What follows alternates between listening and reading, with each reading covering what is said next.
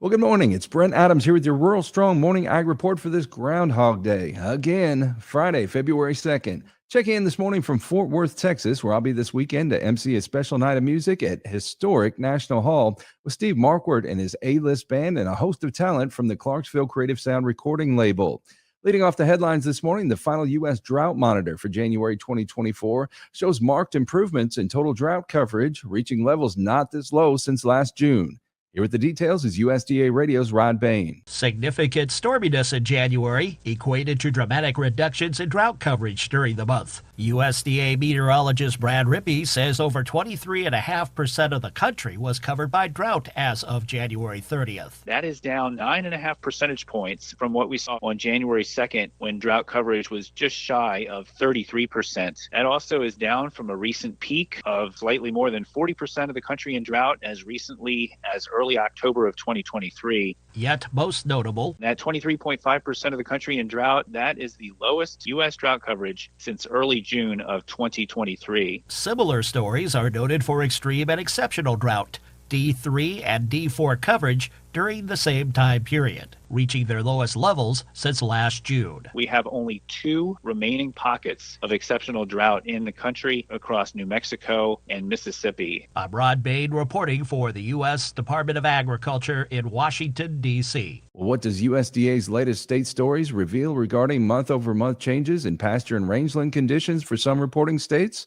Here again is Rod Bain. What was gleaned from USDA's January state stories regarding pasture and rangeland conditions in reporting states. USDA meteorologist Brad Rippey says at the present time, we continue to see more than half of the rangeland of pastures rated in very poor to poor condition in a handful of states, led by New Mexico, 64%, Texas coming in at 58%, even with significant drought relief in recent months, and in the north, Montana this month at 54%, very poor to poor. Meanwhile, states reporting improvement in pasture and rangeland conditions month over month include Arizona, huge improvement from 54% very poor to poor, now just 22% very poor to poor. Oklahoma, seeing an improvement there, 40% very poor to poor a month ago, now 22% very poor to poor. Tennessee, 44% of the rangeland and pastures very poor to poor at the end of December. By the end of January, that number is down to 29%. I'm Rod Bain reporting for the U.S. Department of Agriculture in Washington, D.C.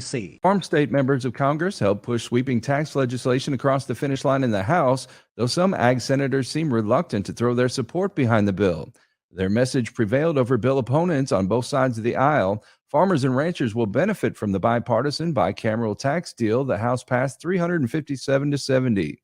Here's Iowa's Randy Feenstra. Agriculture is the economic engine of my district, and our tax policies must help our farmers grow, invest, and compete with China. This legislation does exactly that. From 2 key provisions: 100% bonus depreciation and the expansion of Section 179 deduction limit. Our producers rely on these tools to buy farm equipment and invest in their operations. And from Nebraska Republican Adrian Smith on the Tax Writing Ways and Means Committee. This bill includes language that I introduced to ensure capital-intensive industries can fully deduct the cost of interest from their taxes.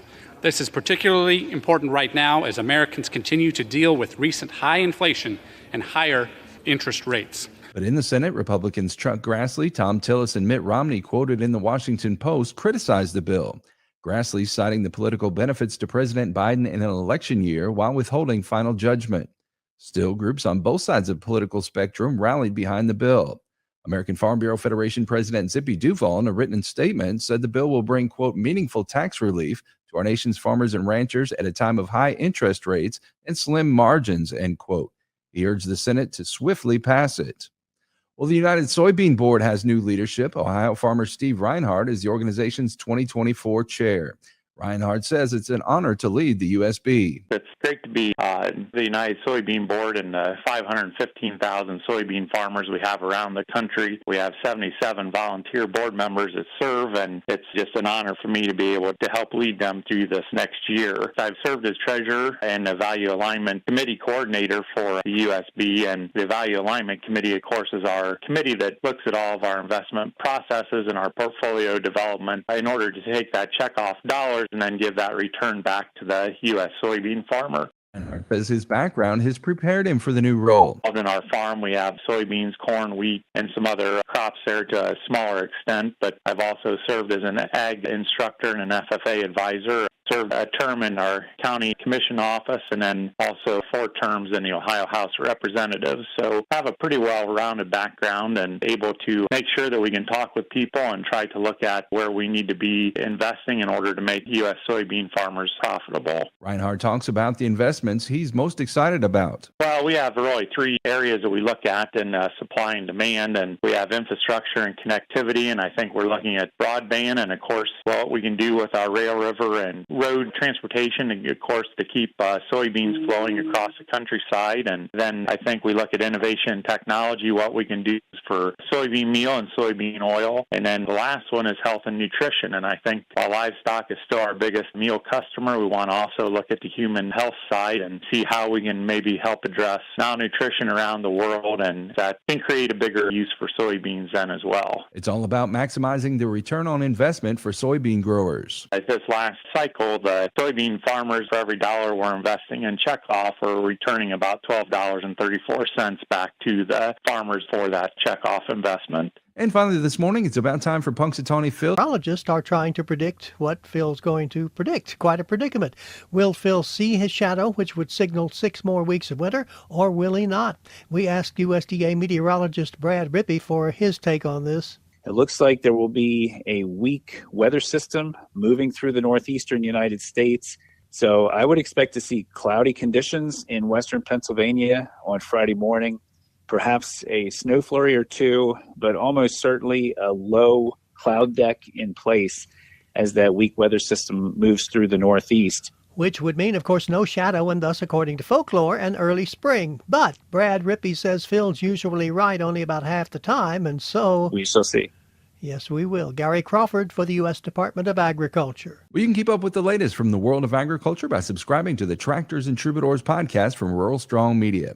Each week, I bring you agriculture industry newsmakers, hot-button industry issues, educational features, and the best in traditional country music. The Tractors and Troubadours podcast can be found at ruralstrongmedia.com or wherever you get your podcasts. Episode 117 dropped today, and we encourage you to go check it out. We also invite you to check out Rural Strong Radio, our 24/7 streaming radio station, found at ruralstrongmedia.com or the Live 365 streaming radio app for your mobile device. Each day, we bring you our award-winning agriculture programming, as well as the best in traditional country music, mixed in with a little bluegrass, western swing, southern rock, and inspirational music. Again, the place to find it all is ruralstrongradio.com or the Live 365 streaming radio app.